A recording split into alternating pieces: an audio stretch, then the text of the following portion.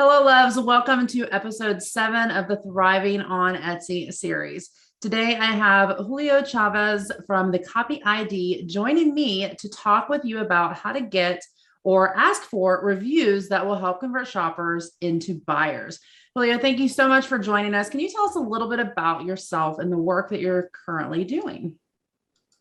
Yeah, of course. Well, thank you so much for having me on. So in regards to, Copy ID and everything, the biggest thing that we do is we help maker brands, e-commerce brands, etc. We help them understand their funnels, their copy, all that. So that way they can actually convert these visitors that they're getting as opposed to just getting some random traffic from, let's say, Etsy. And it ends up not really being anything to write home about. Our goal is to make it to where you can work and make an income from your passion, which I think is important in today's day, instead of just staying in a cubicle all day and spending 80 hours working for somebody else. And I think what we were going to talk to people today about on this podcast was going to be about how to actually run those testimonials and not just ask for them, but how to structure them, the questions in a way that allows you to use such a vital piece of confirmation to convert more. But we'll kind of get into that in a second. That's awesome. So as far as like Copy ID goes, so just a little should I call it like a little nugget here. Your wife, Darian, did, and I don't know if you were part of this back in the day or not, but she wrote all of my Etsy listings. And she did all of my press releases. And then I think she kind of transitioned from, so that I can understand this, transitioned from actually doing for makers to teaching makers. And is that when you kind of came into the realm of it all? Yeah, I was a corporate sales manager for a long time. And so, I know she was doing this and she was trying to explain to me about, the importance of copywriting and understanding all that. And so in fairness to her work, she was the one that, helped you out for sure. But, I think since the beginning, I was at least influential. I was able to say, hey, maybe you should talk about this because it's about sales at the end of the day. One thing that I think a lot of people fail to understand is that, yes, you want to write in a way that is communicative with your customer, but at the end of the day, you're still there to make money and you're there for them to make a purchase from you. So it's kind of like, it's a very simple sales thing that happens all the time. Whenever I would train employees, it was just, they would want to go. There's usually two extremes where it's like either the person has no care or empathy for the customer and they just care about a paycheck at the end of the week. And then that's like that sharky cart salesman-y bad rap that, salespeople get. Or you'll have the opposite end, which they're like, I just want to be their best friend and be so no pressure that you never actually make any money because you're never actually asking them to make a purchase. And then you're just then you're just best friends, but then they buy from John Doe down the street and that John Doe's, jewelry is fake or cheaply made or outsourced or whatever. You know what I mean? Mm-hmm. Find that balance, So, like that middle ground. Right. So that's sort of my thought process in terms of all sales training. I just got done doing one for a company called Momentum, which does like coaching classes and whatnot for jewelry. And I did one specifically about the sales training process and creating an avatar and all that. Super well received.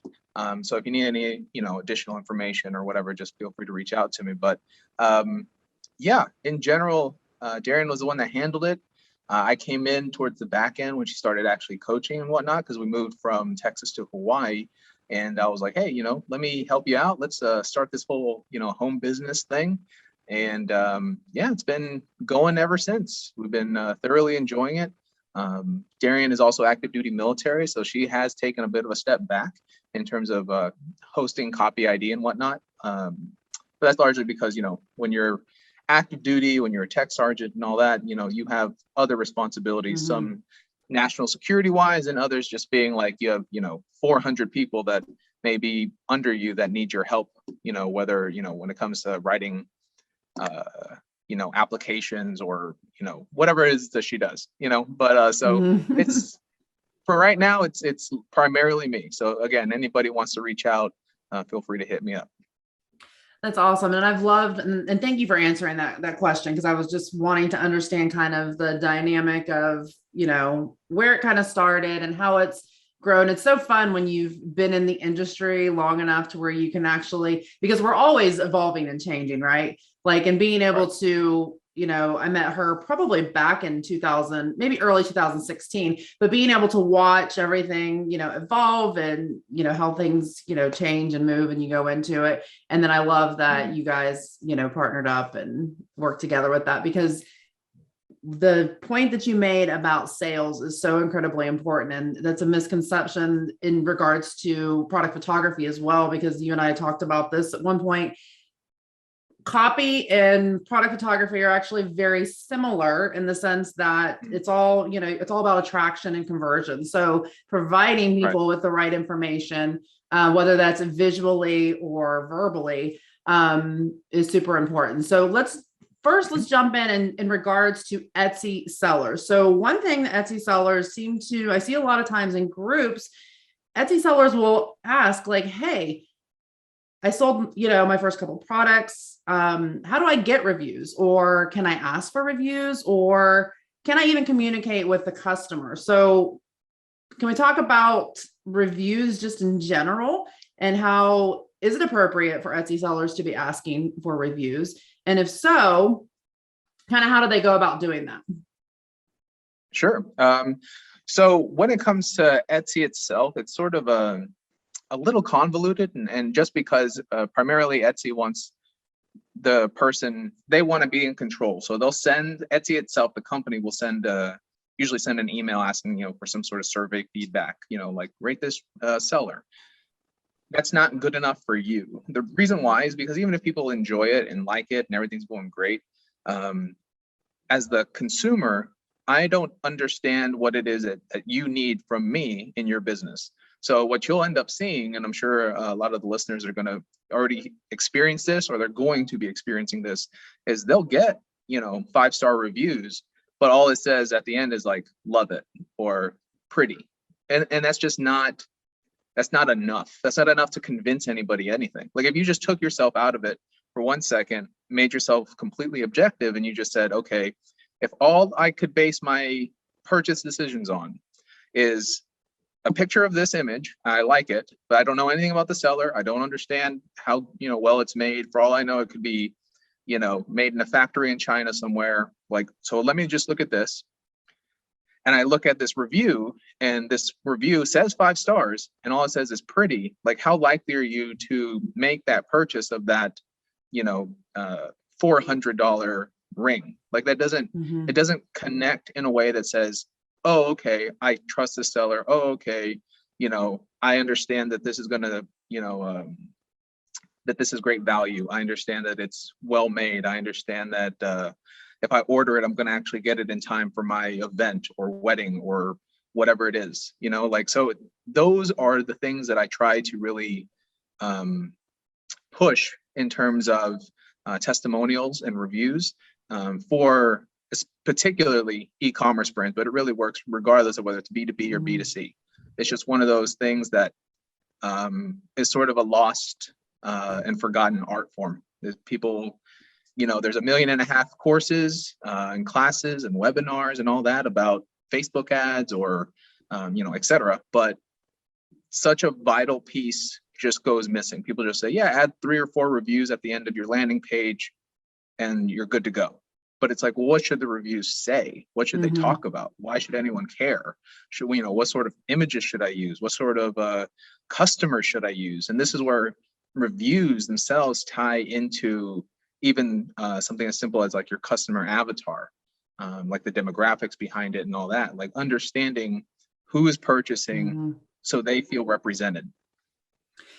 Okay, so because you have such expertise in sales, can you kind of break it down for the listeners and kind of explain, I don't know how to put this the exact way, but kind of the sales process. So there's different types of buyers, right? And sometimes buyers buy off emotion, like your immediate, right? And then sometimes they need a little bit more information. And that's kind of where, as they go through, they get closer to buying and correct me if I'm wrong, but when they get closer to buying, that's when they're starting to look at their reviews, right? They need just a little additional information to kind of push them over the edge. So can you kind of, with your sales experience, can you kind of talk us through a little bit of like that buyer process of like, hey, Sure. we found the listing, or hey, we're getting closer to buying, and how critical like a review can actually, like the role it plays basically, and actually finally getting them to click that add to cart button? 100%. So, okay. So I'm going to break this down in kind of two different ways. So if you're thinking about the different kind of personalities as far as like the way people buy, whether it's someone who's super detail oriented and they're going to read every single word on this listing, or you have people who like, they just see it, they love it, and they want to just like reach the bottom. Or you have people that are even like, I don't know, emotionally invested in your company, and they want to really know all about sourcing material and all that. All of that really ties into the reviews that you're going to end up having. And more than that, even those different personality types are going to be looking at your reviews in different parts of that funnel. So I'll give you an example. If somebody is like super no nonsense, and they're just like, you know, they know what they want, they're the kind of person who just walks into a store, says, I want this, wrap it up, let's go, as opposed to doing all the shopping or getting to know what the material's made out of, et cetera, et cetera. So that person will look, and I'll just say use Etsy as an example, since this is what we're primarily talking about, but it's really regardless whether you sell on Amazon or your own website or whatever. What they'll instinctively do is they're going to look at the image, they're probably going to look at the price, and then they're going to look at the little, you know, 4-star, 5-star review thing on the bottom, and it'll say like, you know, 7,000, and it'll have 4.5 stars. And then that's something that right there, they don't care about the details. They don't care, you know, like who's making it, why it's made this way. They just go, oh, cool. Yeah. $200, 7,000 people like it. So it's what it is. It's a confirmation of them saying, I want to get this. They may not even actually read it, but they might skim through one or two just to see the top ones, and then they hit buy. Now you're going to run into the exact same situation with someone on the opposite end who's more detail oriented, and they're like, man, I want to learn everything about this product, and it's going to take me 3 days to go through this entire listing, because I'm going to look at everything. Every time they make a claim about something, that, you know, maybe they say sapphires are one of the world's most rarest stones, like they're going to Google it. They're going to figure out, you know, like what makes sapphires so rare, and all, you know, they're going to go into so many different avenues, but they're still going to stay on your page. So you better believe that when they get to the point, whether it's in the middle or in the bottom, and they're looking at these reviews, they're going to read 100 different reviews. You know, they're not somebody that's going to just say, oh, here's 4 stars, pretty, and go add to cart for this $400 piece. They're going to say, you know, they're going to want to know that the in-depth reasoning behind why this person gave you a 5-star review, why this person gave you a 4-star review. And they're going to really be trying to figure that out and see the differences and look at pictures and videos and images and all that stuff, you know? So the reviews really are, this is why it's like so crazy to me that it's just become this thing that people just throw away, because reviews are so important. And I'll give you one more example before we move on. It's like a little hack. So anybody who wants to do this, go ahead, feel free to steal it from me. But it's something we've done even in our business when we work with, when we've done like ads and stuff for other clients who, you know, are at that stage. We'll actually set up like our ads to be more about like engagement metrics. So like likes and comments and all that kind of stuff. And then we'll reuse that exact same ad, because you can do that in the Facebook ads library, at least currently. You can literally like use that exact ad and then turn that ad into a conversion ad, and then all those reviews and likes and stuff stay there, like, so all those comments and whatnot. So the reason why that's important, you've probably done this on Instagram a million times, where you scroll through something, and let's just say it's some software, right? Let's say it's a software to show you how to post, like almost like a buffer, you know, like we post on your social media for you, start free now. Okay. And almost like you just look, and if there's like one comment and you click it and you open it and it just says like fire, or it has like an emoji or something. It doesn't have you don't have this visceral reaction of like, wow, this company must be impressive. This company must be killing it. They must be, like they must really be competitive with Buffer, et cetera, et cetera. You just think like, you don't even really, it just doesn't, you become neutral. You don't hate it, you don't love it. And in the world of sales and marketing, neutral is death. Like people who don't care about you, that's the worst part. That's the last thing you want. And then let's say you keep scrolling on that Instagram feed and you see this other one, another one that's just like it, but instead it has 1,000 comments, it has 12,000 likes, and you click it and people are asking questions. Some people love it, some people are saying this is stupid, whatever, Buffer's better. It doesn't really matter what they're saying. The point is you saw it and you said, wow, this has 12,000. You are so much more inclined to, at the very least, click sign up now or learn more now and go into their landing page. You can even see this as simple as like Amazon. Let's say you have two exact same pieces, basically, like you can't even tell the difference between them. But one, when you look at it, it has 10 reviews and it has 5 stars. This one has 12,000 reviews and has 4 stars. You are much more inclined to do the one that has 10,000 reviews, with even though technically it was 1 star less, because you're like, it's a numbers game. You're able to understand and say, wow, these people are popular. These people are actually producing. Like you have no idea. These, that had 10 5-star reviews, like who are they? What do they do? How do I know that this company is even legit? Like it's just one of those things that you don't want to be scammed. So by following the herd, you feel like there's no way that all of us can be wrong, if that makes sense. It makes total sense. And it's so interesting that you brought it up, because as you were walking us through that, I was thinking to myself, like, he's so right. We do it without even thinking. Like when you're scrolling through, just say Facebook, and you see an ad and it has no likes, no comments. It's like your interest isn't even like you scroll. But if you see an ad so the ad grabs your attention a little bit, and then you notice that it has 1,000 shares and 2,000 comments, you're like, ooh, people are talking about this. People are sharing this. Exactly. What am I missing here? What am 100%. I not a part of? Because not only do we not want to be scammed, we have that herd mentality that we want to be in the know, right? Like we want to know what people are talking about. So that's super, because I never really thought about it that way. Like especially being, photography person, visual person, we're always looking at, visuals and copy that's going to like attract and stop people in their tracks. But that's just that next step so that's the attraction phase, right? That's grabbing their attention, getting them to actually stop. But by people engaging and, participating in that conversation, it does definitely entice you to want to be a part of that. And then, so I have a question for you. There's a second part here that you mentioned, and it was a question that I was going to have for you, and you went ahead and brought it up. What is better? And I think you already answered this, but I just want to reiterate it. The 5-star review with 100 people, or the 4.3 star review with 5,000? Because I think especially with Etsy sellers, especially with this new seller badge, they get so stuck on 5-star reviews, and I think 4-star reviews are horrible. So can we talk a little bit about just that quick?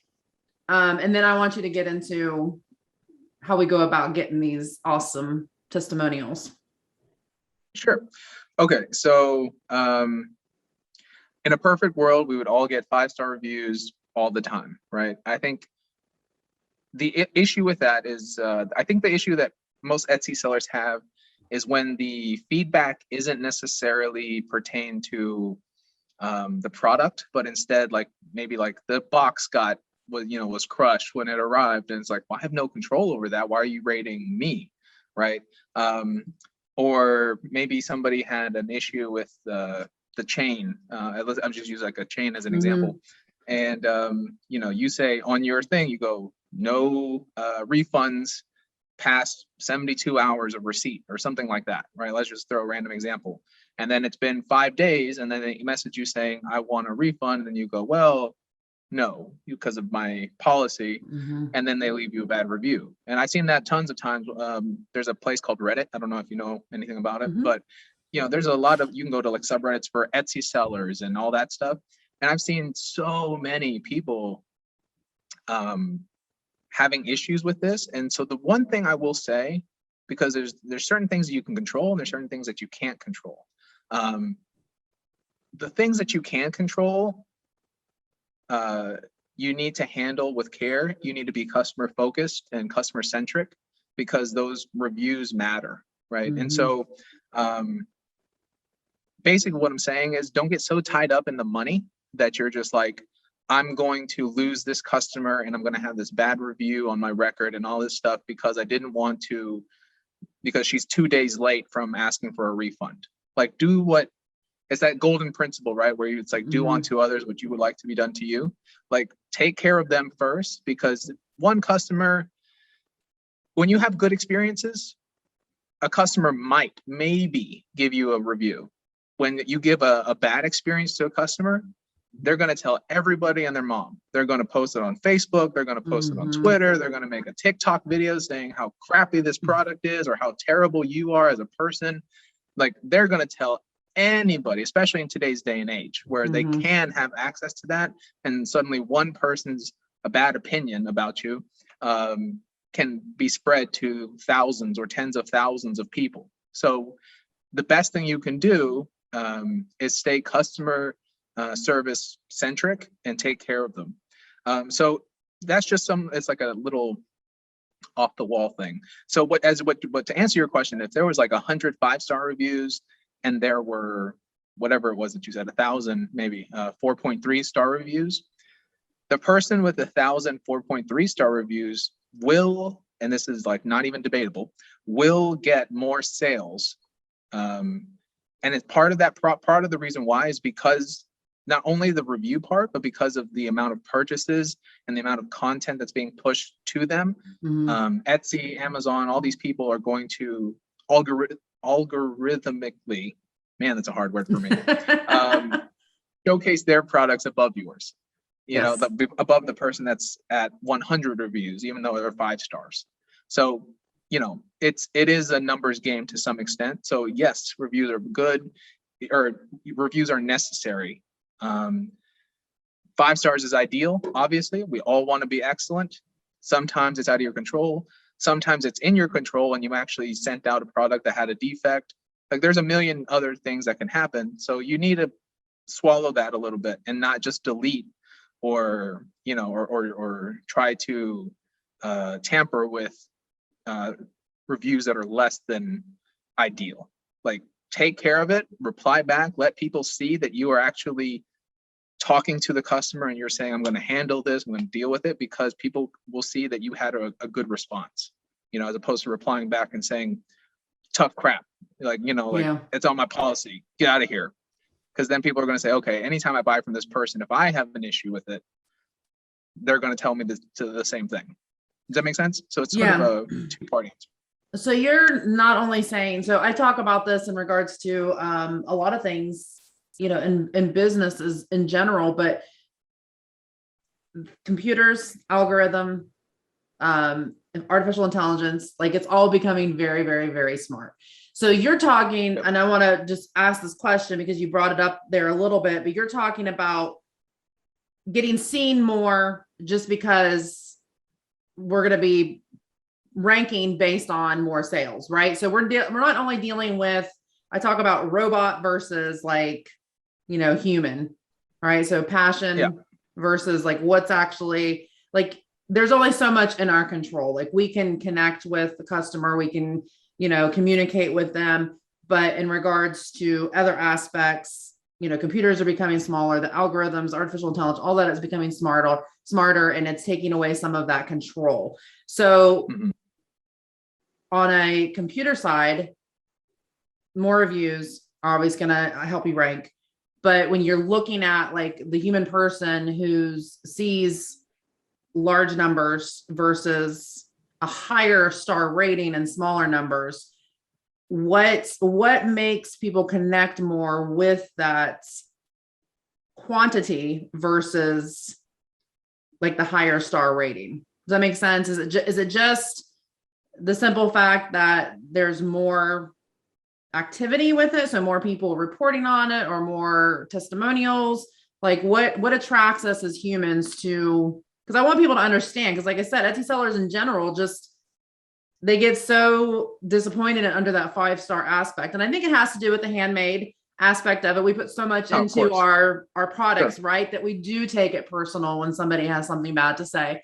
So what's your opinion on that, as far as like what makes us more attracted to the higher number versus the higher rating?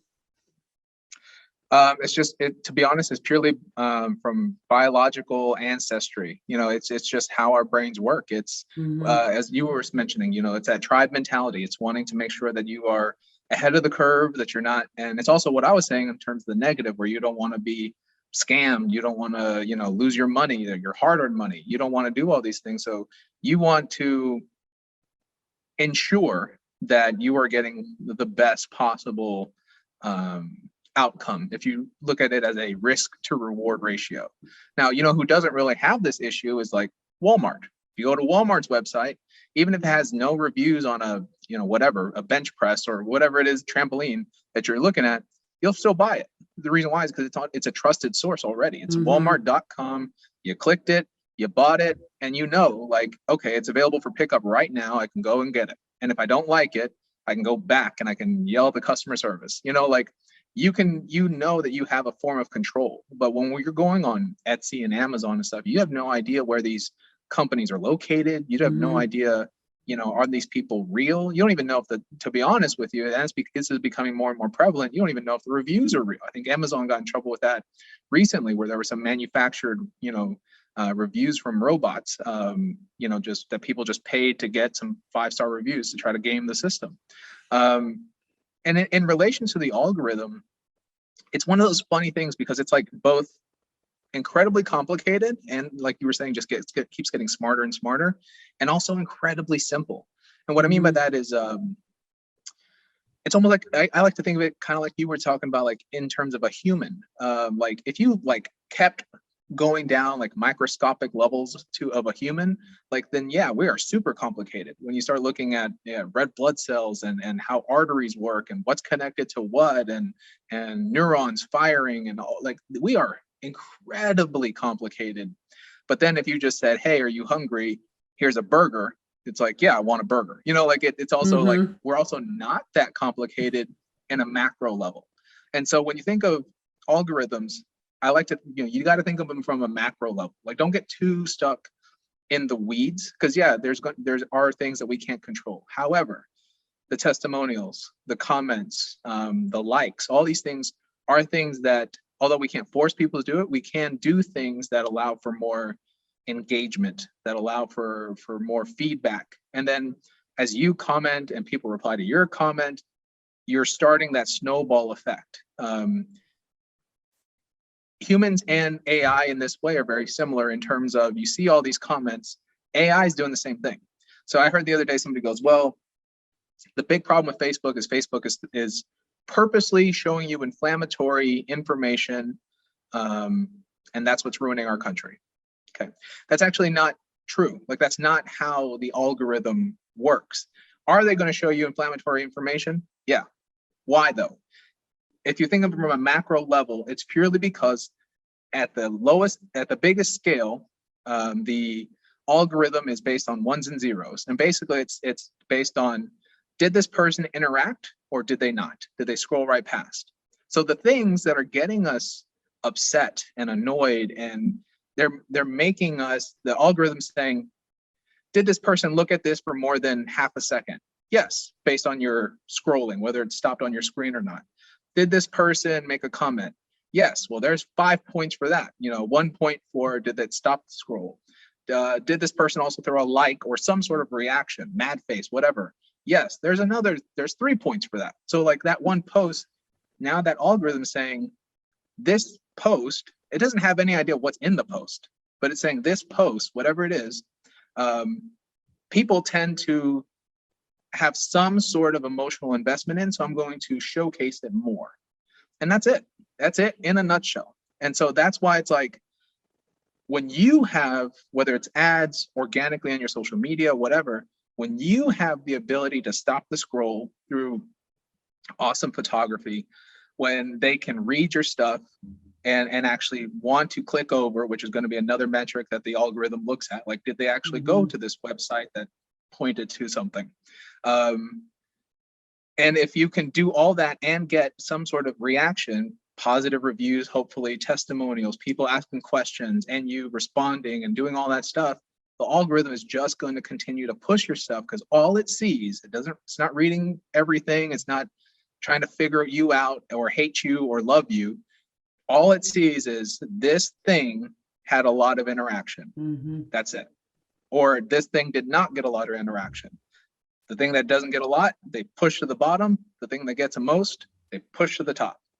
And you can debate on politically whether or not that should be the case, and whether there should be some sort of monitoring or whatever, and that's fine to debate. But at the current stage, if I had to just break it down into a nutshell, that is what we're talking about, which is why I said, like, reviews and all that stuff, comments, engagement metrics are really one of the things that get pushed to the side, but needs to be a main focus for sure, especially in today's day and age. Well, and it's so it has no way of detecting whether the interaction is positive or negative. And going back to the comment you made about reviews in general and how people are more likely to share a bad experience versus a good experience, it's kind of the same thing, right? If they're scrolling through Facebook and they see something that pisses them off, they're going to be more likely to engage with that versus not. And the algorithm can't tell whether it was a positive or negative engagement per se. It just sees, hey, this person engaged, and it's going to boost us. So one question quick, as far as Etsy sellers go, because people selling on Etsy, this isn't across the board, but Etsy makes it so easy for people to start a business, right? With no actual business knowledge, right? They do the marketing for you. They take away a lot of those barriers. So a lot of Etsy sellers don't necessarily understand how to run a customer like centric brand and how to create a positive experience. So do you find that there's certain like elements that a lot of Etsy sellers are experiencing where they're going to get more negative reviews? Like when you go into creating this concept around positive reviews and getting people to, leave reviews, are we talking about removing some of the barriers that may cause negative reviews? Or are we just talking about like, hey, let's reach out to this customer and find a way to get them to leave a positive review? Sure. Does that make sense? So, no, yeah, it makes sense. So I think in a kind of funny roundabout way, because Etsy and Amazon and all these places make things so easy for you to start a business, and you then go and see 1.5 million different social media posts or whatever that are supposed to be motivational. It says like, I started with nothing and look at me now, I'm a billionaire or whatever.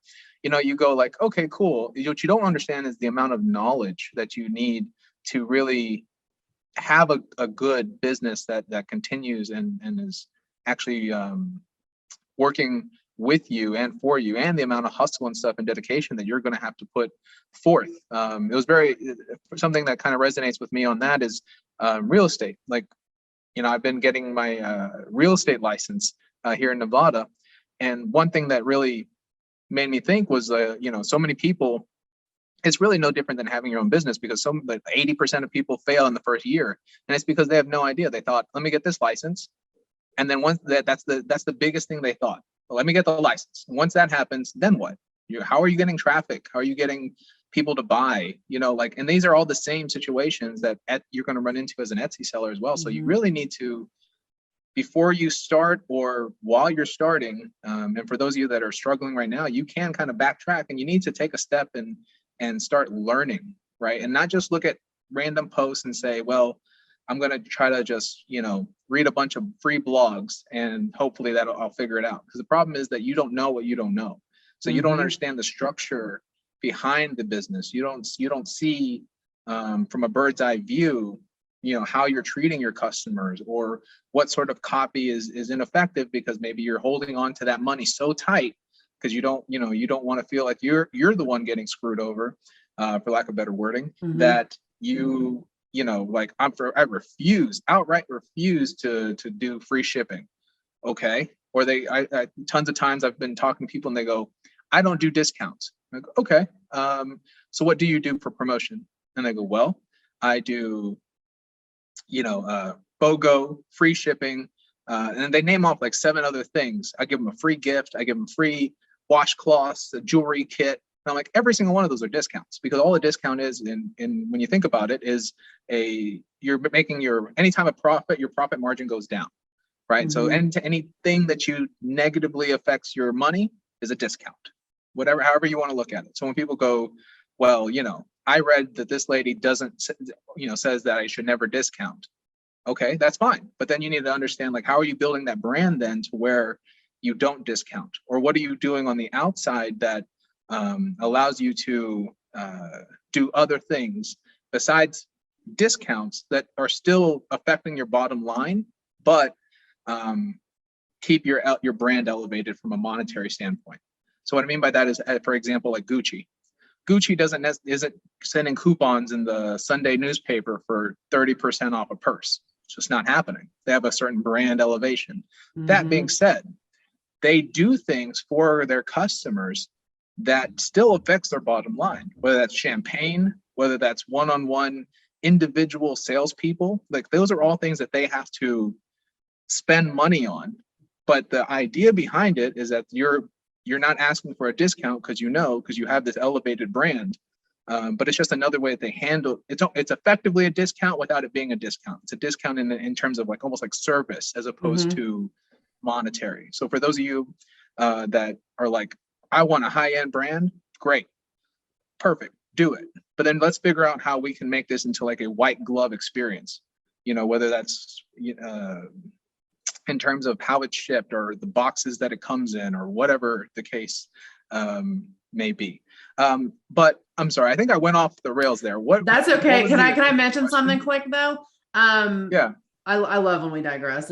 I just love talking about business in general, so we're good.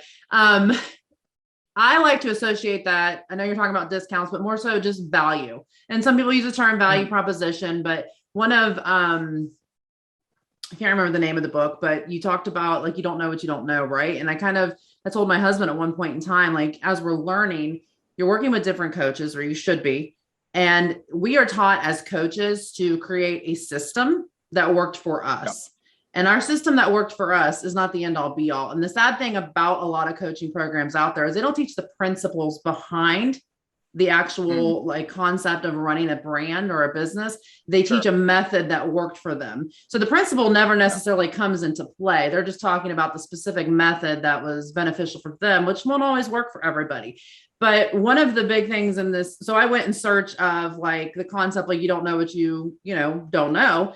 And it was like it's just a book on, like, basically, like, it was an MBA, like getting your, master's in business or whatever. And one of the first thing they teach is creating a product or creating something of value, not necessarily a product, because it can be in your product or your service, but something of value that people want or need.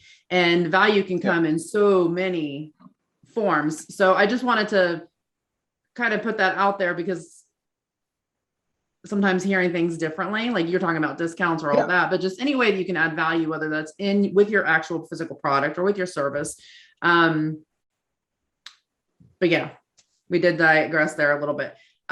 In regards to more so, okay, so my question was kind of 2-part. It was, you talked a little bit about the first part, I think, which was, hey, what are makers doing that are potentially setting them up for failure in regards to negative reviews, right? Because people are going to want to leave reviews about their bad experience. And then going into the second part of it. So really taking the time to understand what it actually means to run a profitable business is going to help them kind of remove some of that bad experience. Is that kind of what you're saying there? Yeah, in a nutshell. So that's going to be the biggest part to it, is just because you need to be able to learn what to do when you're faced with decisions that are going to be difficult, because you're not always going to have Doesn't matter how good your product is or how good you are. There are some things that are just going to be out of your control. And so by being able to kind of plan that out and know ahead of time how you're going to handle this and give the best experience you possibly can, that's going to be a huge benefit to you. So you don't need, I recommend coaches and things like that. But if you can even just think about it real hard about like, what happens if somebody says this and what happens if somebody says that? How will I handle it? That at least will get you on the right track. So where you can say, okay, when this eventually does happen in 6 months, let me remember that I should not have an emotional response to this and tell this person to just, kick rocks. Let me actually take care of this customer because the whole world can see or hear how I handle this. Yeah. And I think you mentioned also as far as like the second part, like how to actually go about getting the testimonials. So do you want me to talk a little bit about that? Yeah, let's jump into that because I think that's going to be like a big part of the meat and potatoes of all of it, is just understanding like that you should be communicating with your customers. So go for it. 100%. So as I mentioned in the very beginning, like Etsy can make it a little difficult. So you do need to make sure that when you are sending out your products that you have the like business cards that say, leave your review here, or have a little QR code on the box, or, whatever it is that you can do to do that. You also can message the people directly and say like, and you can always have a VA do this if you're so busy because you have so many orders, but you can have message them quickly, copy and paste and say, hey, your product's on its way. Whenever it comes in, I'm going to reach back out to you. Do you mind if I ask for a review if you have a good experience? Something along those lines. And they'll say, oh, sure, thank you, blah, blah, blah. Cool. You establish connection, which, by the way, is super important. I know a lot of people don't like to do it because they fear that people are going to start bugging them, asking questions. They're going to want refunds right away. Like they'd rather like say, pretend like the person doesn't exist. So that way they just, they can take the money and be like, okay, I'm clear now. But it's like, having that aftercare is really something that's going to separate you from the thousands upon thousands of other stores. So that's cool. That's the connection point. From there, once they actually receive the product, let's say you give it a few days after receipt, you can, if you were connecting with them directly, you can resend a message and then give them a link to like a Google form, or you can have that QR code that was in the that was like on your business card that you put in the box.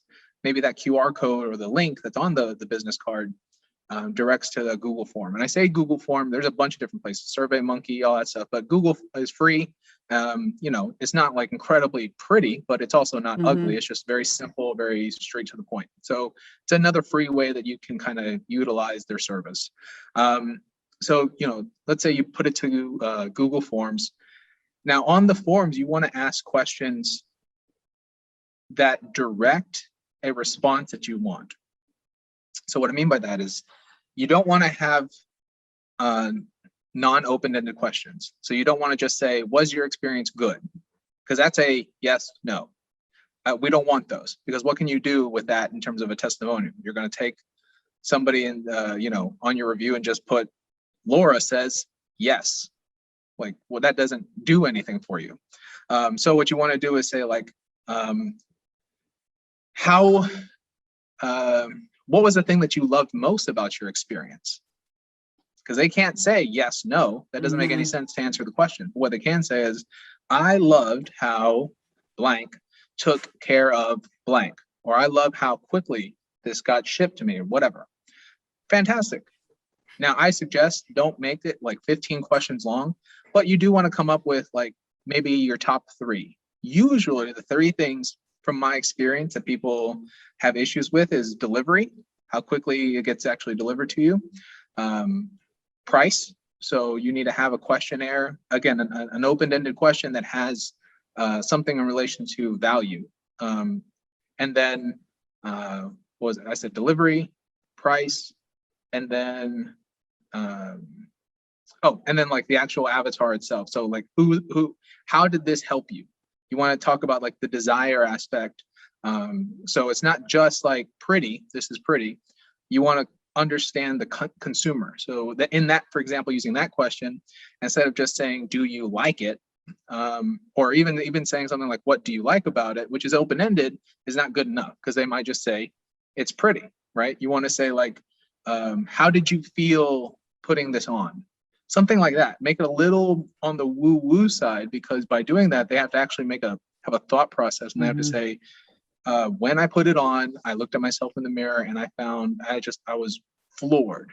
I looked so gorgeous. Or, my husband came in and helped me put it on, and it was amazing. Or, whatever. Like, those statements is the thing that is going to be reflective when you use them on your site, that's going to push a consumer to actually make a purchase, because you're starting to hit those emotional triggers while also hitting the logic triggers behind them by coming up with the delivery. If you have one, I'll just say let's say you have 3 testimonials, and that's all you have on your entire website. Well, one can talk about delivery, how quickly it came. I can't believe that, I don't know, I can't believe that Christina made this so quickly, and it came to me, it's the order said 3 to 4 weeks, and it came to me within a week. She's incredible. That's a great testimonial for that, right? Like, when you talk about delivery. Cool. So now if that was my main concern, and I was like, I don't know if this is going to get to me in time. Great. Now I know, like, at least I have more of an inclination to say, okay, I'm going to make the purchase today because I need it, and it's probably going to get here in time. Like, you went from I don't think so to okay, it should. Then you have the other one in terms of price, which is another logic thing. So value. So in this one, it might say like, I can't believe I got something like this at such a good price. The diamonds are incredible. I would happily pay 10 times this. Cool. Because now that person goes, wow, such a great value. This thing is going to look super expensive, but it wasn't that crazy expensive. And it's going to be amazing, right? Because the opposite is cheap. Like, no one wants to say, you would hate a review that said, I bought this and this thing looks like crap, and I think that, I should have bought this for $1 and not $100. So whatever you can think of like a bad review, you want the exact opposite of that. You want them to say, I spent $100 on this, and I would gladly spend 1,000, or 10x or whatever it is, or double even, because it's so incredible.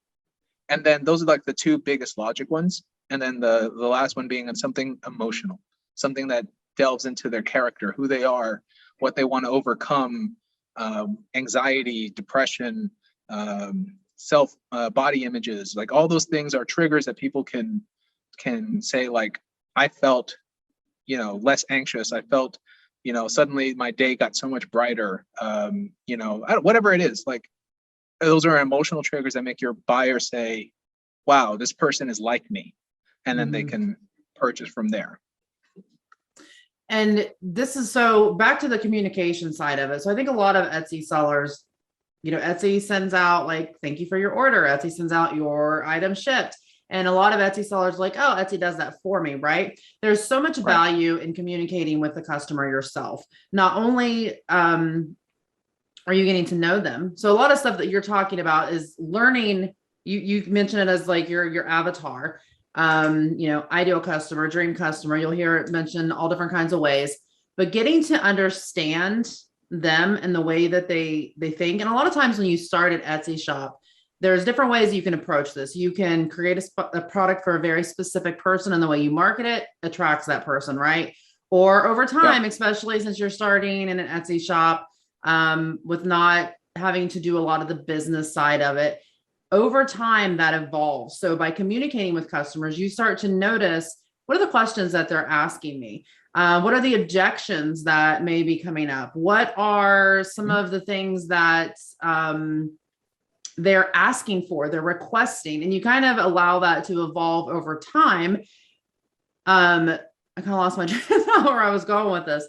But when it comes to, so one big part with that too, is I've heard, and let me know if you would agree with this or not, but I've also heard that when you open that line of communication, people are more likely to message you when they have an issue versus automatically just leaving a review. Is that correct? Yeah, that's 100% correct. And like, and kind of going off what you were saying, what it really is, it comes down to is brand building. Because eventually you want to get away if possible, especially when the repeat buyers get away from like an Etsy shop. Like an Etsy can be a fantastic way if you're not doing paid advertising and stuff to get traffic, but you preferably would want them to stay away from Etsy because now they're seeing 1,000 other sellers, and you want them to go to your website to continue to purchase next year's ring set or jewelry or whatever it is that you create. So the best way to do that is to, like you were saying, establish that personal connection. I'll just use real estate again as an example, since it's sort of a thing that's been on my mind lately. Let's just say, in this particular example, I am the broker. I'm the person who owns the realty company, and you, Christina, are my agent. You're my sales agent. You're a realtor. If somebody comes to you and they have a great experience with you, they are going to go back to you when they want to sell the house, when they want to buy their second property or third property, or they're trying to make investment properties or whatever. The fact that it's Julio's Realty has nothing to do with it. You can move and just send them a quick message and say, hey, by the way, I am going to John's Realty or Joanna's Realty company now. And guess where they're going? They're going to you. They're not going to me. They don't care about Julio Realty. They care about Christina.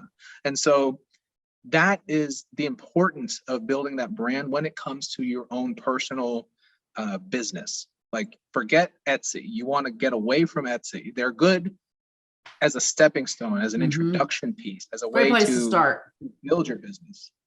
Right.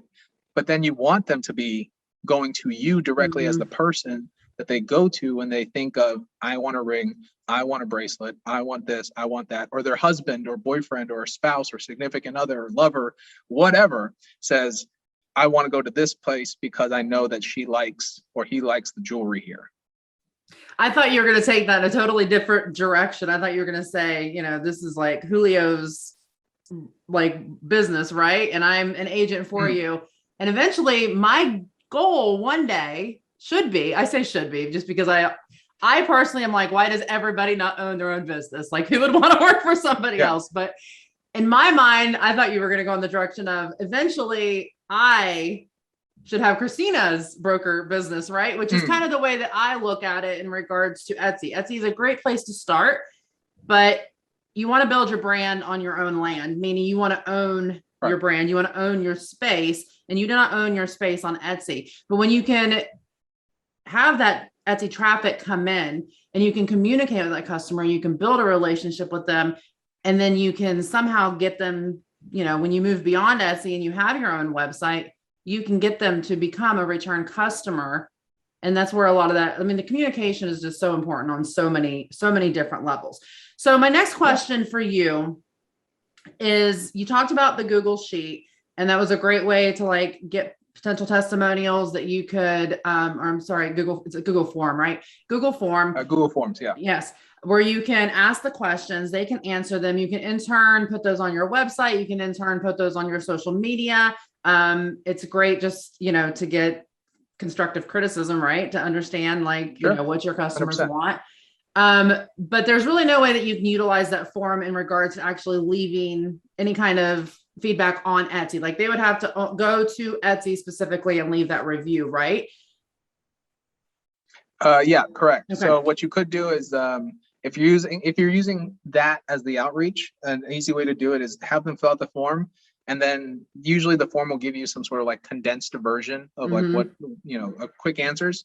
You can then copy and paste it, and either using Etsy in particular, contact your customer and say, hey, would you mind, here was your review of me. Would you mind posting it using this link? So you want to make it as easy as for them as possible, as opposed to just saying, would you mind, finding my page on Etsy and finding the review section, just direct them directly to it. Now, the biggest reason for the forms though, now that's a great way to do it because you have some control, but a big reason for the form is to start using those for your advertising, for your social media, and for your website. So that's going to really be the thing, as opposed to the Etsy, because again, you want to drive traffic to your website, whether or blogs or whatever it is. So anytime you can take those and you have some really sexy ones, some really juicy ones that you're just like, wow, this really is like, mwah, this is top notch testimonials. And you can put those, like I said, in your social media posts and all that. Those are going to continually drive traffic. They are investments, in a sense, as opposed to worrying specifically just from a Etsy standpoint. So I just wanted to make sure I made that point clear, because I don't want people to say, well, it's a lot of work for Etsy and I'm just going to let them do it because I'm busy. It's like, you're not understanding. It's you have to put in the work now, but once you get that piece of information, yes, it will help your Etsy shop if they do post it. But let's say they say, no, I'm not going to post it. That's a waste of my time. Fine, you're right. It didn't help your Etsy shop because they can't post it, or they didn't post it. But you can still take that piece. It's still a testimonial that they willingly gave you. You can still put it on your social media. You can still put it on your website. You can still put it on blogs, and you can use it for anything because they gave you permission to do it. You can even, hell, you could put it on an opt-in and just put it as like, quote, the best jewelry I've ever had, whatever, end quote. And then it can say, see my catalog, where I have hundreds of other people that felt this way. Whatever. I know that's not the best copy, but that's just something I just randomly came up with. That little opt-in, they're like, oh, it's a catalog. I can see it. They saw something, somebody had a great experience that resonates with me. Click, email, name, opt-in, go. And now they're on your email list. It's going to help. Yeah. And that's also a great point too. Now, would you require them to, like when they go to leave a review on a Google form, would you require the email? Would you recommend putting a CTA for email sign up on that?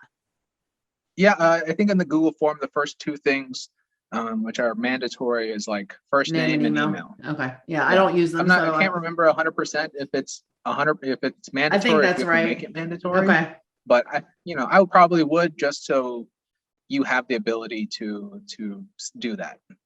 That's interesting. I've never heard anybody, I totally agree with what you're saying in regards to like, whether it's on Etsy or a review in general, you can use it in so many other ways to, help, build brand awareness or just anything in regards to that. Now, as far as, so Etsy still has snippets, I believe. And that's what, if you don't know what a snippet is, for the listeners out there, essentially you can create a pre-done response or a pre-done email. And then when you go to, like, I used to have a spreadsheet and I would literally go in and type every single order into my spreadsheet every day. Like I just sat and did it morning and night. And then I had a box for like, I thanked them for their order. I had a box for when their order shipped. And I just kept track of that spreadsheet. And because you do have to, sadly with Etsy, you do have to go in and manually send this communication. But snippets do make it simpler and easy. So one thing, and I'm curious to think I know for myself personally, sometimes I hesitate to leave. I always do it because I know how much it benefits a business, but sometimes I go to leave a review and I'm like, I'm not feeling like inspired. Like, even though I love the product, I'm really not sure what to say. So could somebody potentially kind of take those same questions and say like, hey, your product shipped today. Please let me, I can't remember what mine said, but like, please let me know if you have any concerns or questions in regards to your product once it's received. If you had a great experience, if you wouldn't mind leaving a review, and I gave instructions on how to do that. Cause like you said, making the process as easy as possible for them. Could you put some of those questions in there? And hey, if you're not sure, what to leave, like, here's some potential, like, how can you approach it that way? Like in a snippet and say like, hey, maybe you can mention this, or can you kind of insert that in there to inspire them? Would that work at all? Yeah, for sure. So when you're doing snippets like that, because I've had to do it very similarly, not in Etsy, but for other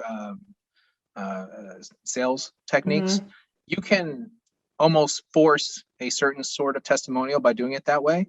Particularly if you need some that are like emotionally based or whatever, come up with one that's really good that you think, and then say like, here's something. You can't force them, right? So you always want to say, here's an option. If you can, something like this would be ideal. Something like this would be great if you could fill out. Now, a few things I wanted to mention, because they're just something that you mentioned, and it's so simple to do, but it's a technique that we all tend to fall into in our writing, is because as sellers, we want to come from a place of service, right? But we also need to be confident and strong. And so one of the things you said was like, if you had a good experience, take the if out. It should be when you get it and you love it. Like little things like that. It needs to not be ifs or maybes, or even if you have any concerns, they shouldn't have any concerns. Everything was great. They know to reach out to you. You can say like,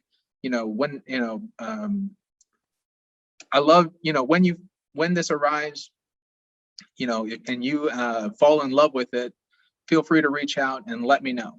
Here's my direct email. Like they're going to message you regardless of because you gave them your information when they have an issue. You don't have to actually put it out there that, hey, there's a possibility that you just spent $1,000 on this and that it's going to come in and it's going to be completely trashed. So hopefully I get back to you. It's like you want to just alleviate any and all concerns. In sales, it's basically called reinforcing the sale, right? You're trying to really push the benefit of their purchase and say like, you just made a great decision, you won, you are incredible and awesome, and everything's going to go so smooth from here. Don't worry about a single thing.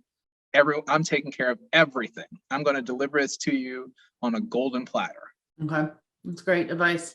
Etsy has also, at some point or another, when they go into reviews, it's now showing like you can click a button that says customer service, and it will pull up reviews that mention customer service, or shipping, and it will pull up reviews that mention anything about shipping. Do you know if Etsy's still doing that, or if there's like a block set of words that they're doing? I might have to look into this and add it to the show notes, but because I find that very interesting. Yeah, that's a great question. Unfortunately, I don't know if they still are doing it. I did hear about that as well. Okay. I think it's another, just if nothing else, it just reaffirms what we've been talking about, because even Etsy, this billion-dollar company, is understanding that from a keyword standpoint, from a what are people having issues with standpoint, they want to look at specific things as opposed to just pretty. And Etsy isn't going to randomly pick those words. Etsy's going to pick words where they know that those are big objections that are coming in for customers. Like they're not just going to randomly do that. Exactly. And that actually brings up a really good point, is like, especially if you're using the snippet technique that we were just talking about, like make sure you have some SEO going, make sure you have some keywords that are, customer service. I had some great customer service experiences or whatever. So that way, when, if that is still a thing that Etsy's doing, you have some in your back pocket that can be posted that are, people are seeing these customer service centric reviews. That's awesome. Thank you so much, Julio. Can you tell everybody real quick, kind of where they can find you? Are you still at the copyidentity.com, correct? Yeah. So I'll just, in short, we were talking about this a little bit off air, was, so, as I mentioned, my wife's active duty. And so she's taken a little bit of a step back. So we've been playing with the idea of me just having my own site instead of it being Copy Identity. So I have been building one. It's called Sales Conquest. I'll end up having that, over the next few weeks in social media and websites and all that stuff. And I can give you the, final address and stuff to link up if that's okay. Yeah, I'll put that later in the show on. notes. But in general, if you have any questions, thoughts, concerns, if you want to get some, you want to debate me on some of these things, or just get some advice, get some coaching, whatever it is, you can reach me at excuse me. You can reach me at my personal email, which is Julio A. Chavez 116@gmail.com. Now I will have a Sales Conquest email eventually, but at the moment that's just my personal one. You can reach out to me, and I'm more than happy to talk to anybody and help y'all out. Yeah, so if you guys have any questions for him in regards to anything that we talked about in here, in regards to, I'm curious to learn more about what you're going to be offering with sales here in the future. He is kind of in transition, so you can reach out with email, and I will keep the show notes also updated. So just let me know when you get some more concrete stuff on that. But thank you so much, Julio, for joining us. I really appreciate it. I had a lot of fun just chatting business with you. All right, Christina, thank you so much. And thank you everyone for listening. Are you ready for more clicks and more sales on your Etsy listing? Attract more customers and make them feel confident in purchasing from your shop with product photos that look professional, connect, and communicate the most important information. Transform your Etsy listing product photos with the Etsy Photo 5-Day Challenge at etsyphotochallenge.com.